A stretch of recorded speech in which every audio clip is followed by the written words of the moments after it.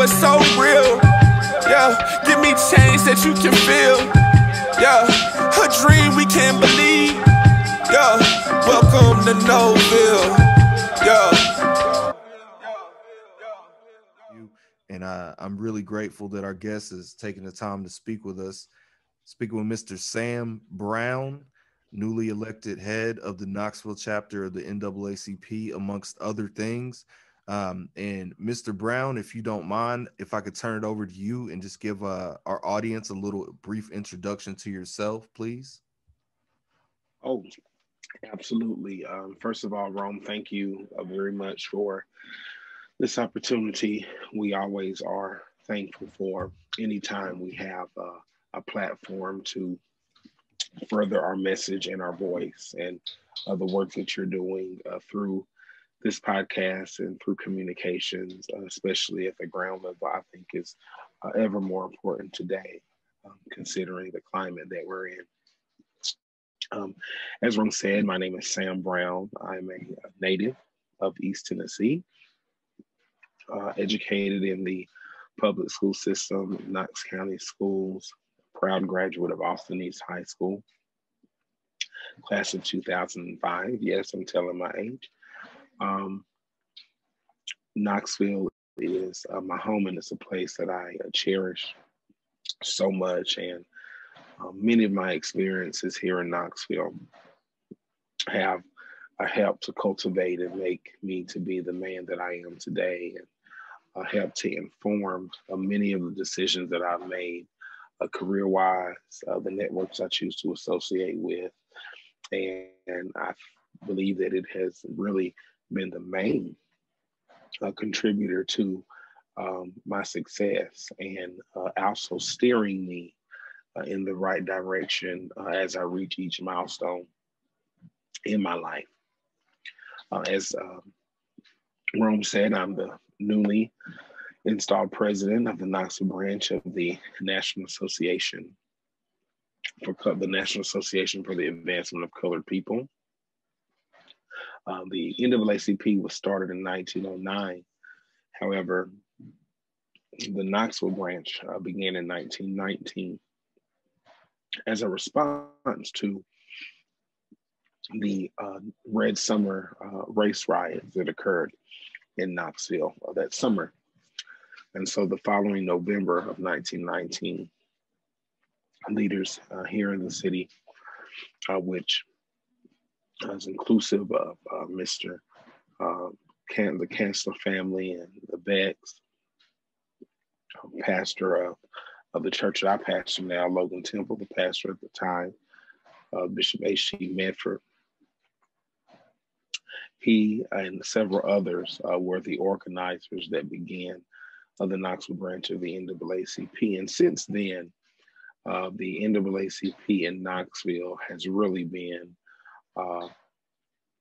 a force for equality and justice for Black people. And it is because of the work that the NAACP has done that we have a city so diverse and so hopeful for becoming a more beloved community. So we're thankful to lead that work. We are committed to that work. Anyone listening to this, wherever you are, if you are in Knoxville, we would love for you, of course, to join our branch. But anywhere you may be, please join your local branch of the NAACP. It is the, as I always say, the oldest and boldest civil rights organization. And we see that civil rights, while they are obtained through a lot of hard work, it's even that much difficult to maintain them. And so we need to be committed to that. And that's what we're committed to doing here in Knoxville.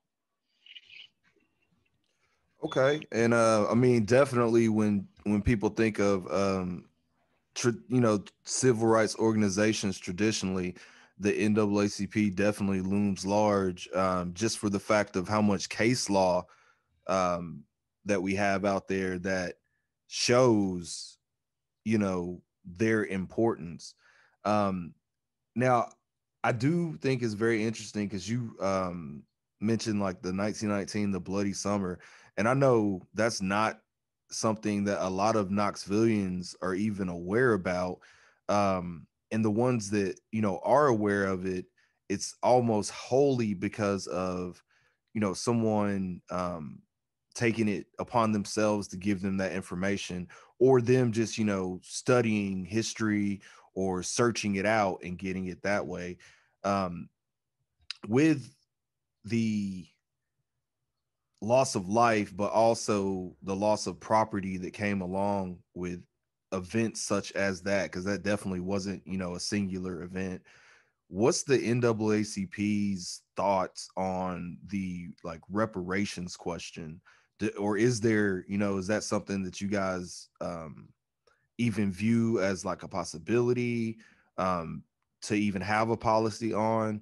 If you could expound on that, if you don't mind, I would just be interested. And I think our listeners will be interested, because that is something that a lot of more mainstream entities have started speaking about. So I don't think it's this pie in the sky idea that it might have been at one time. Absolutely. Well, first, I think that that is a conversation that we need to continue to push. I think the more voices that lend their influence and their platform to this cause, it just greater increases our chances to be able to realize that reparations, it is a complex conversation because there are so many layers to it. You have the issue of reparations around those descendants of American slaves, and that is the responsibility of the federal government.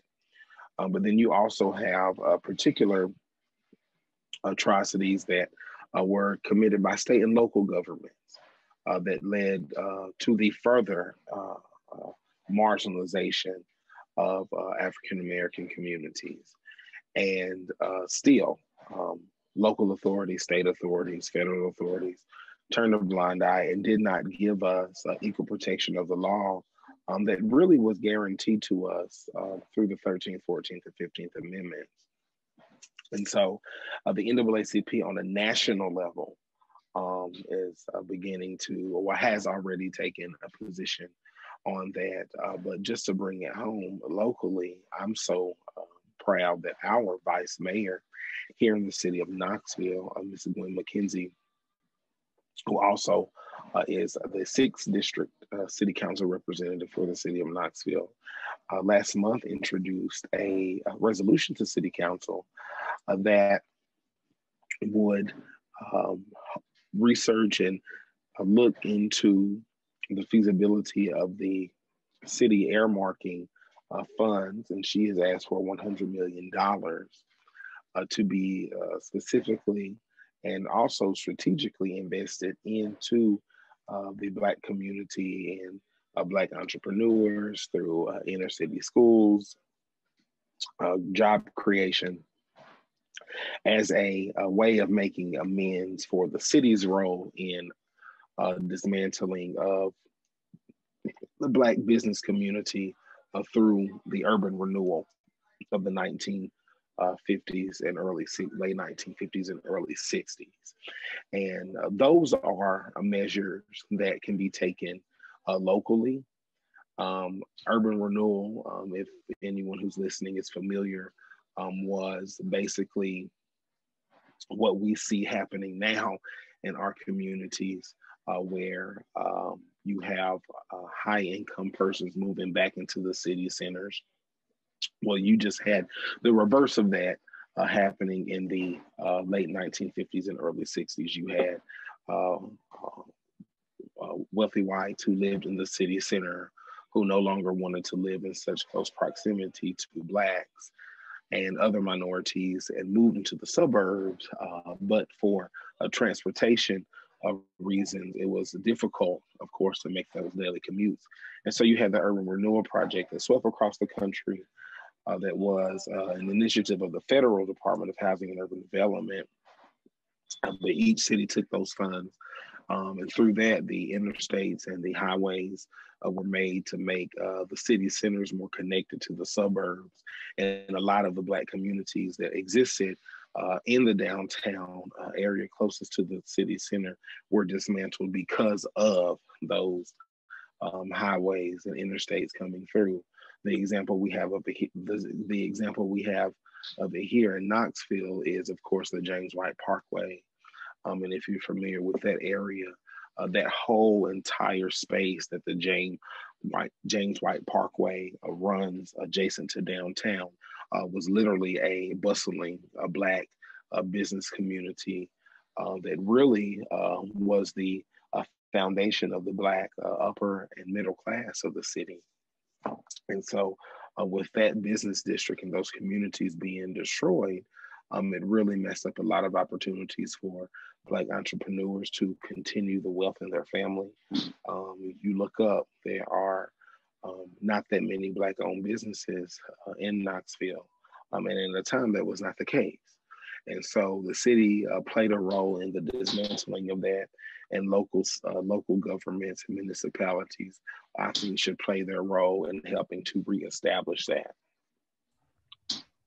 Most definitely, and that's very well stated. And it's crazy because I had some questions that I was sort of gonna ask as follow up, but you sort of hit them, along the way. I will say, just as a little follow up to the follow up. One, I would ask, in a situation where there would be something set up, for small business loans for African American entrepreneurs or African Americans trying to, establish some sort of enterprise. Do you think, and I don't even know if this is something that they've tried and has failed, but I've always had the idea that one of the things that, we definitely should embrace is the idea of the Black bank. And I know Killer Mike has sort of taken the forefront as like the spokesperson for that sort of ideal. But even before that existed, and it, I'm assuming it would be easier today with the current climate, as far as, Black people wanting to have more ownership and have more of a say in their financial destiny. Do you think a Black bank is something that possibly the funds could go towards? And when I say a Black bank that is invested in the actual, predominantly Black community, for the most part, employing rather people that are up from that community, live in that community, it seems like that would be something that could almost sort of supercharge any sort of economic development program. And I'll just let you answer that. And I have another question I wanted to ask as well when we are speaking of the urban renewal. Sure, absolutely. I think that's a great question. Yeah, I think a Black bank is something that is absolutely needed. First of all, let me say there's not enough of us in banking. It's just a matter of, and I don't know exactly what the process of everything is going to be. Once, if, like I said, this does make it into the budget, if it is approved, and once the task force and everything is established, what the requisites would be to be able to get those funds. But absolutely, if there's someone out there that would like to look into that, I think it's something that's absolutely needed. Someone who knows the industry of banking and finance. I think that a lot of times we can sometimes seem a little jaded and thinking that, oh, it's not necessary, to have a, bank that's owned by a Black person. I don't agree with that. I think that in each community that is represented in this nation, I think you need someone represented in every industry who is working in the industry and knows the industry and can advocate and help their people to navigate through whatever system it is, be it the criminal justice system, be it, like I said, banking, be it education. That's why it's so important that we need Black teachers and Black principals. That's why it's so important that we need Black lawyers and Black judges and Black prosecutors. And that's why it's in healthcare. We need Black doctors and Black nurses and all of that. And in banking, we need, Black financiers, and that is the industry where we are woefully underrepresented. And I think it would be great to have someone in Knoxville that would do that, and also understand that, just because the business is Black owned, and our focus and our priority is helping to undergird the financial stability of the Black community, that doesn't mean we have to just do business with Black people. I think that a lot of times people are hesitant to step out on that limb, hesitant to even support a dream or even invest in a business venture of a Black business, specifically here in Knoxville, just speaking from my own experience, because they say, oh, well, the Black population in Knoxville isn't whatever, so, it's hard to sustain Black businesses. But your customer base doesn't have to be Black. I mean, all Black. You see what I mean? If there's a need and you have developed a business plan to meet that need, you know what I mean?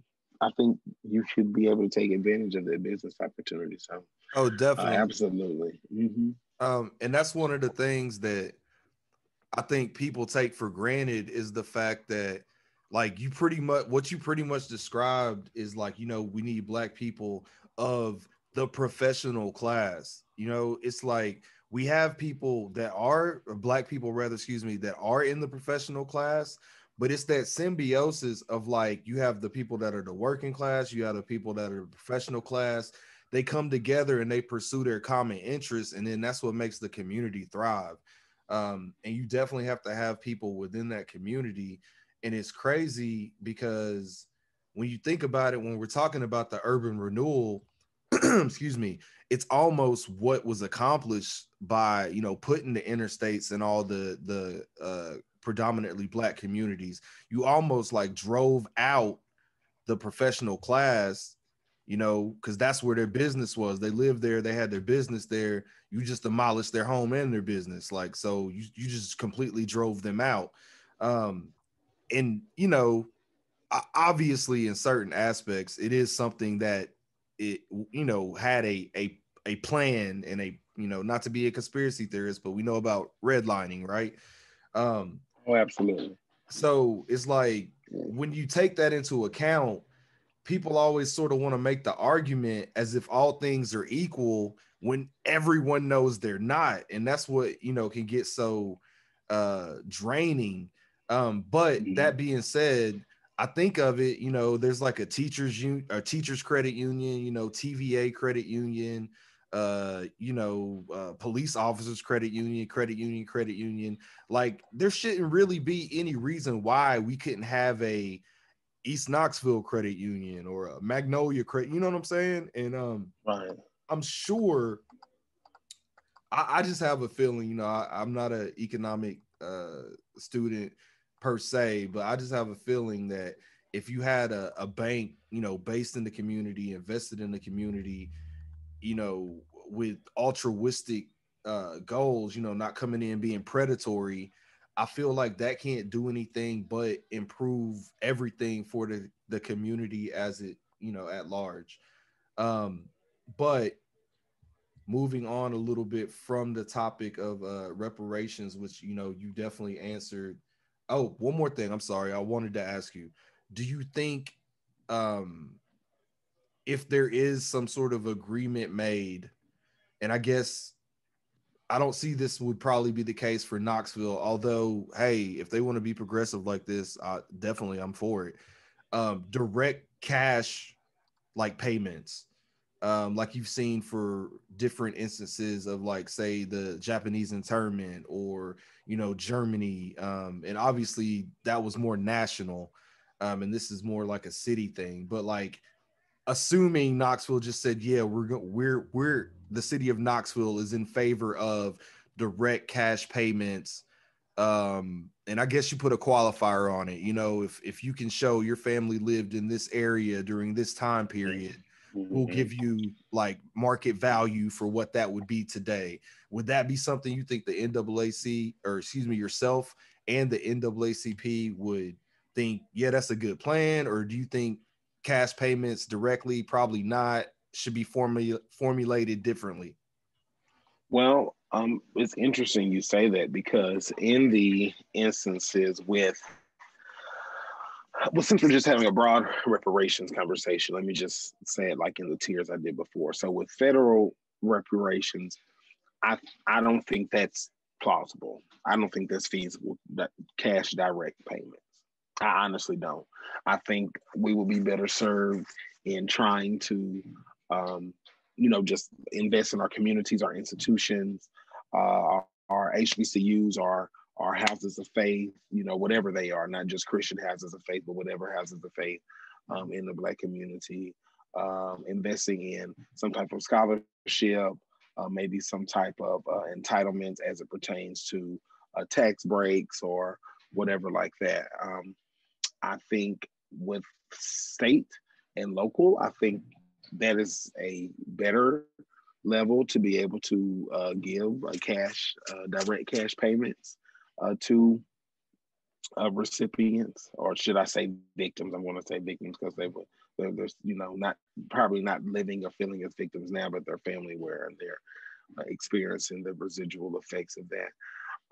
I think that is a space where that would be more plausible, because you have the actual, documentation, and you have the, addresses. And I'm just, like I said, speaking from the context of Knoxville, we have, street names, and there are still people living today.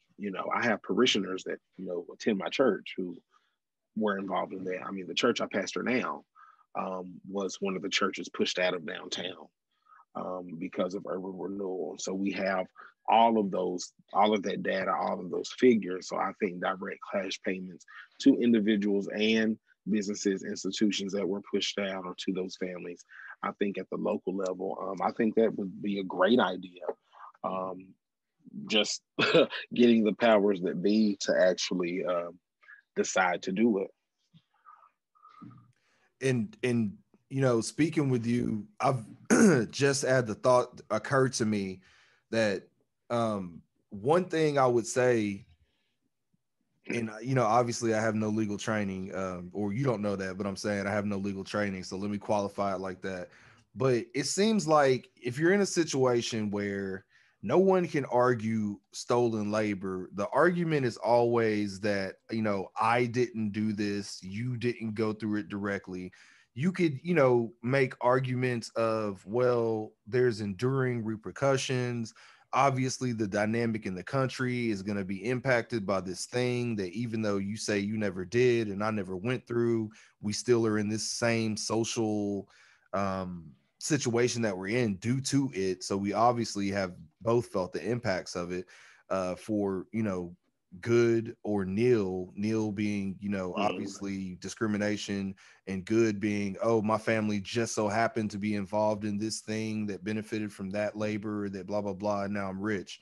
I would really love to see someone make the argument that, due to the fact slaves were not permitted legal standing, they could not sue for damages against them.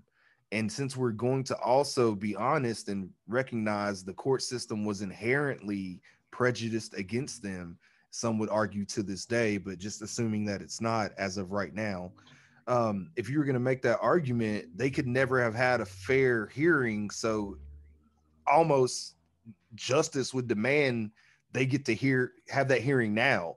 I don't know. That's just me sort of thinking. It might sound not smart when I look back on it, but it just seems like, you know what I'm saying? Like, if these people, if we know they would never have been given a fair hearing, and we know it was wrong, like, no one argues that, like, why could you not have that fair hearing now? I mean, people do it all the time. They sue for damages all the time for things that happen, like, and it didn't happen directly to them. Like it happened to a family member, or like a family member started litigation, they pass away, litigation sort of, you know what I'm saying?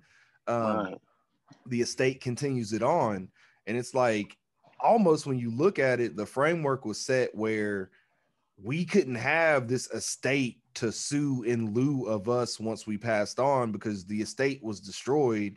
And when it wasn't destroyed, you didn't recognize it by your law until up to a certain point. So, I mean, I don't know, man. Well, no, I mean, I think that the let me say this. It's common sense, right? I was talking to one of my white friends the other day. One of my white friends who I would place in the helpful/ally category, and I broke it down. I told him, I said, you have children, right? You have a daughter and a son. He said, yes. I said, so let's just say hypothetically, I contracted you to do some work for me, and you completed the work. However, the invoice was not fully paid yet.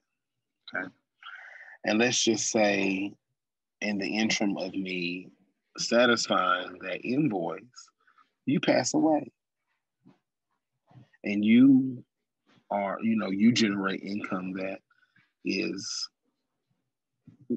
your family counts on, for their livelihood and their sustenance.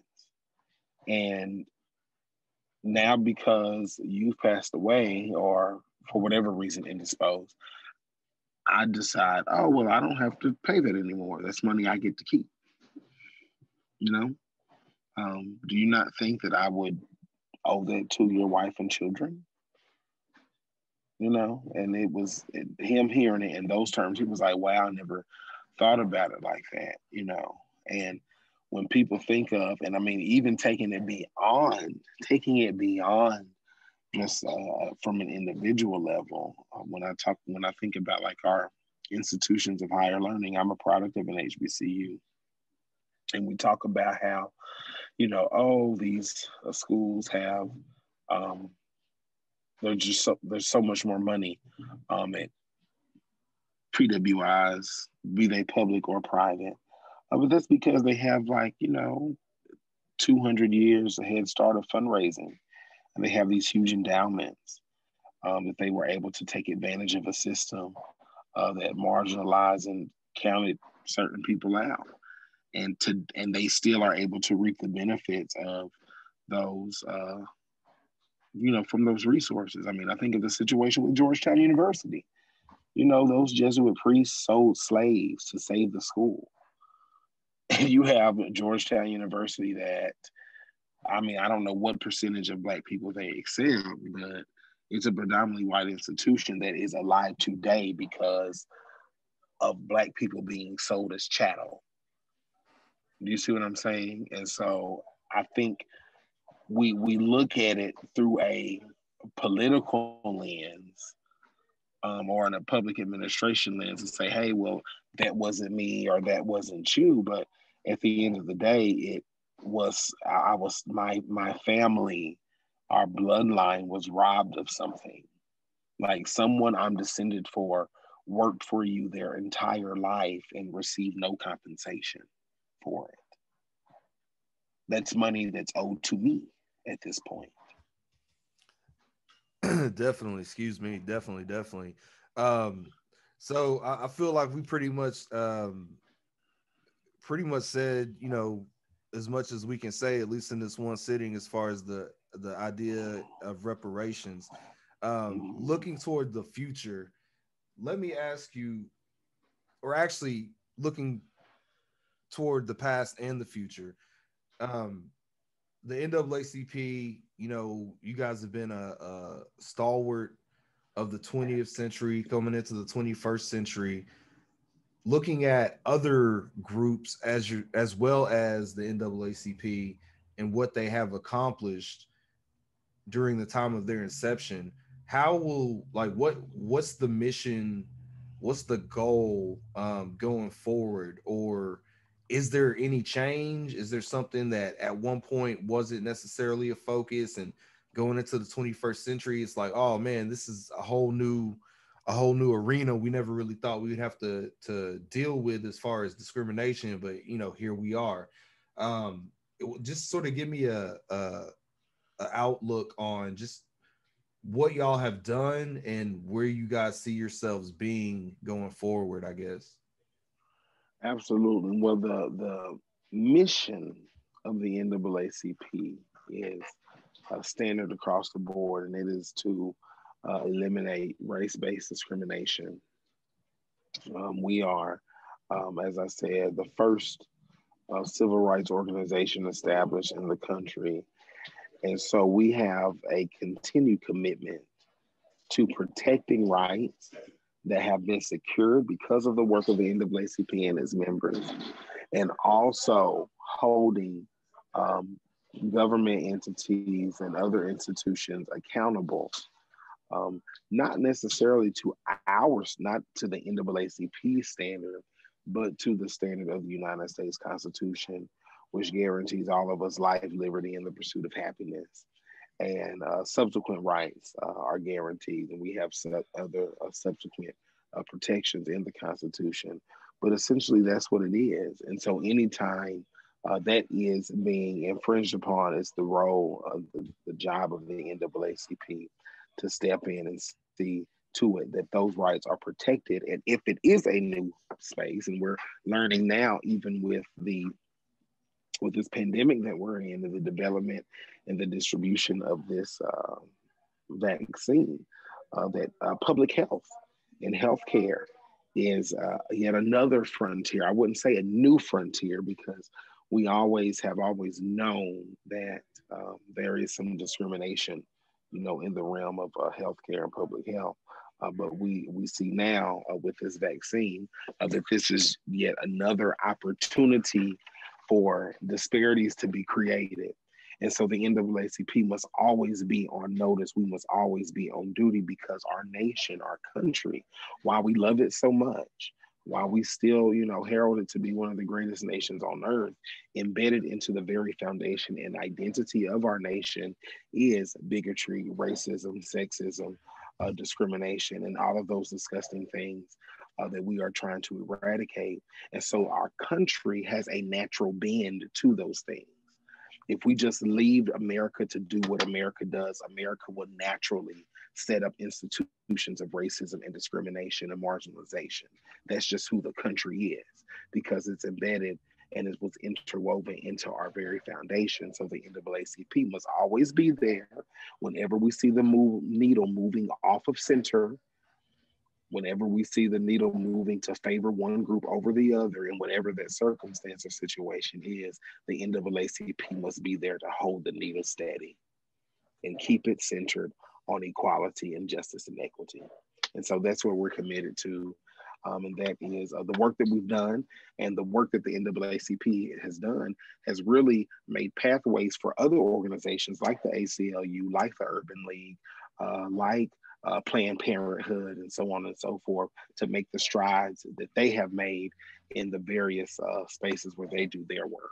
So we're committed to supporting them, anyone who is about realizing equal opportunities for all people. I heard that. I know in my conversations with people, one of the things that gets brought up a lot, especially when we're talking about like improving Knoxville or whatnot, they'll say like, well, they're pretty much trying to gentrify the east side. I mean, there is definitely a lot of people who have no plans on living there, buying property there. What does the NAACP necessarily have a plan to do that, or do you think that comes with like the like we were talking about earlier with the city, saying like trying to provide funding and like empowerment zones, things of that nature? Do you think that's something that is necessarily going to be a bad thing? I mean, I know it's definitely not because I know one of the things is when people come in and buy properties that they're not planning on living at, they generally cause it to be more expensive to live in that area. So do you think that's something that like the NAACP, excuse me, even has a something to say about? Is that something that would be even in your wheelhouse to talk on? Absolutely, because it's systems work together, and be it an economic system, be it a school system, be it a system of lending and real estate, they all work together. And as I said before, embedded into every system in this nation are principles and ideologies of racism and inequality. And they work together to preserve the status quo. And so, if you have a situation where a certain demographic is being pushed out of a community, well, that has a direct effect on their representation in the electorate. I mean, just looking at our specific context of Knoxville, you have one representative of color on the county commission. Now, not traditionally, we've had two before, and even with city council, we just got our citywide elected representative on city council for Amelia Parker. Before that, the city council rep was from District 6. So as the population of Blacks decrease in District 6, so does our likelihood to have representation in government. And then from there, all other things start to unravel. And so we absolutely have something to say. That's why the NAACP has been at the forefront for this, looking at RECODE. Mayor Madeline Rajero established the effects of RECODE task force after we redid our city code on 2 years ago. At the latter part of her administration, there was a task force put together to look at the residual effects of RECODE and the negative impacts that it may have had on underserved communities, particularly communities of color. Now, Mayor India Kincannon has established an affordable housing trust fund task force that's going to look at establishing a trust fund for the city so that developers can come in and make developments that are affordable in the city to people to middle to low income, and also for the thriving of a community and for just the longevity of community development. Anyone who has any academic knowledge of community development or public administration knows that communities thrive, communities are stronger when you have mixed incomes living together, when there's an intentional focus on diversity, and not just diversity of ethnic backgrounds, but diversity of income, and I don't mind saying, on this line publicly, I'm one that has always lived in predominantly Black communities. It's where I feel most comfortable.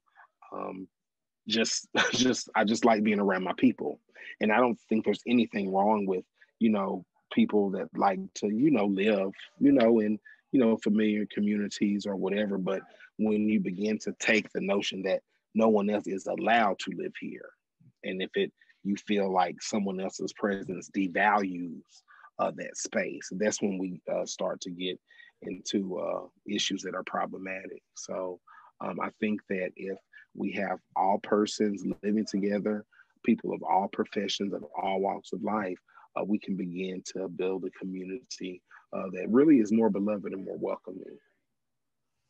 Definitely, I wholeheartedly agree with that. Excuse me. So as we stand here, 2021, where do you see the new membership, the new blood coming from within the organization, like, is there any plan on getting like the youth? I know you made the invitation earlier, but like, you know, these kids, man, they're not reading newspapers at all. They don't read magazines. Like, if it's not digital, if I can't get it on my phone, I don't even know it exists for a lot of these kids, man. Like, Right. is there a plan to get them activated and get them involved in this, in the NAACP going into, you know, the future pretty much? Absolutely. We will, excuse me, the NAACP provides in its national constitution and bylaws for each local chapter to develop and establish a youth council within the local chapter. And it is memberships for youth people ages 18 and younger. Membership is $10 a year, $12 if they want a subscription to the Crisis magazine, which does have a digital version. And so we're going to be really working on that. And that is something that we have set as one of our goals and objectives of this year, which will be coming out in our press release this week. But yes, to answer your question, we absolutely have it in our plans to robustly involve the youth of Knoxville. Hey man, beautiful, beautiful.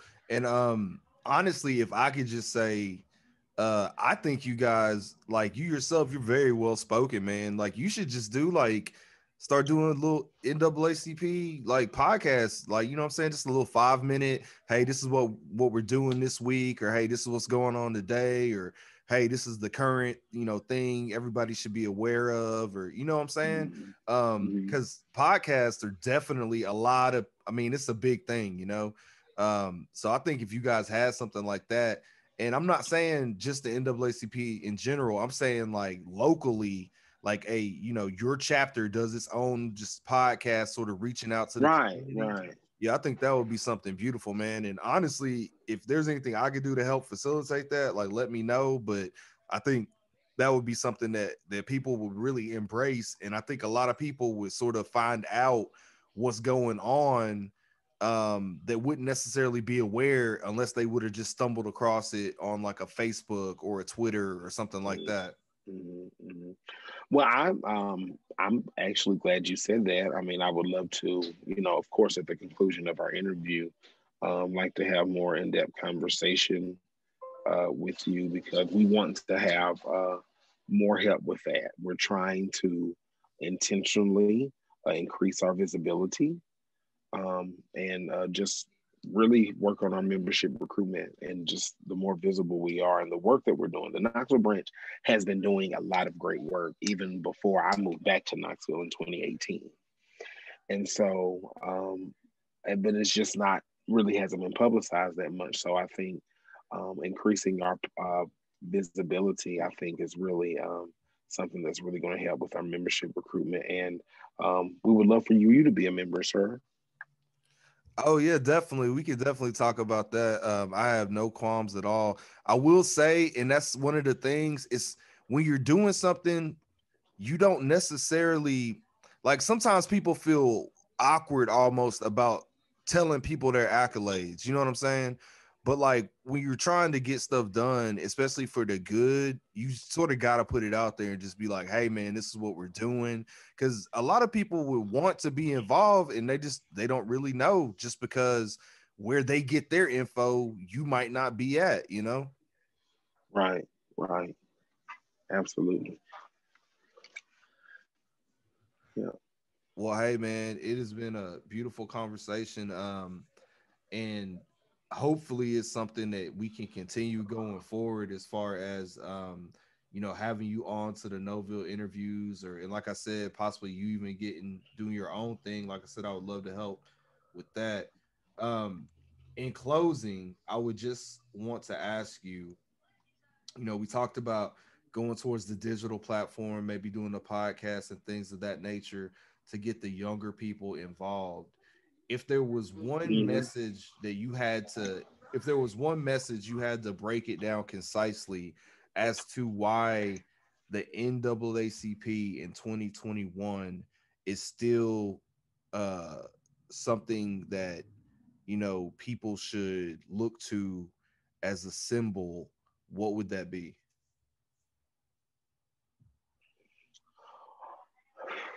Okay, repeat the last part of that question. I just want to make sure I answer exactly what you asked. No, you're good. I said, if there's just something in 2021, if there is something that you could say to someone who was questioning like why the NAACP should still be this symbol that it has traditionally been, what would be your answer to them? Wow. I would just say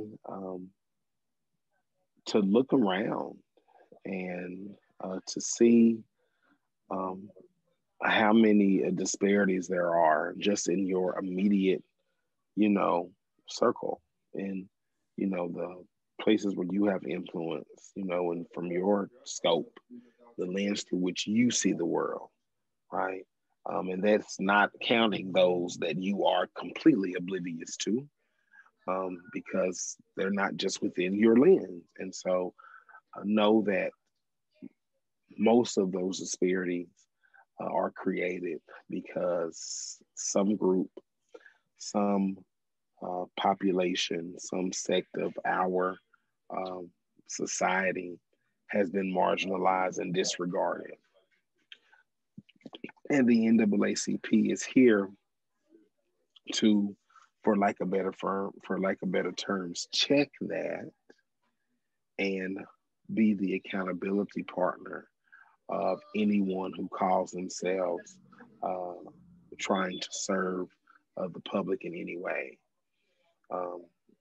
And be it through, like I said, through employment, through commerce, through education, through whatever industry they're in. The NAACP is here to be that voice for those whose voice is not necessarily not present, but might not just be as loud and as strong as the entire voice, all the voices that make up the NAACP. One day, most of us will need somebody to fight for us or help us fight. And you should want the NAACP to be around just in case that day comes for you. Well, I do appreciate your time once again, sir. So, excuse me. I will just say it's been a pleasure speaking with you. And it is definitely, Likewise. thank you. It's something I definitely look forward to seeing, what can be developed, man, because it's definitely something that still, has a place in our society, especially as, we're sitting here on the last day of the current president's term. And, we see where that sort of vitriolic, just ignorance, right, gets you. So, we definitely need people advocating for, just equanimity, and that's never going to be a bad thing. Absolutely. Welcome to Knowville. Yeah.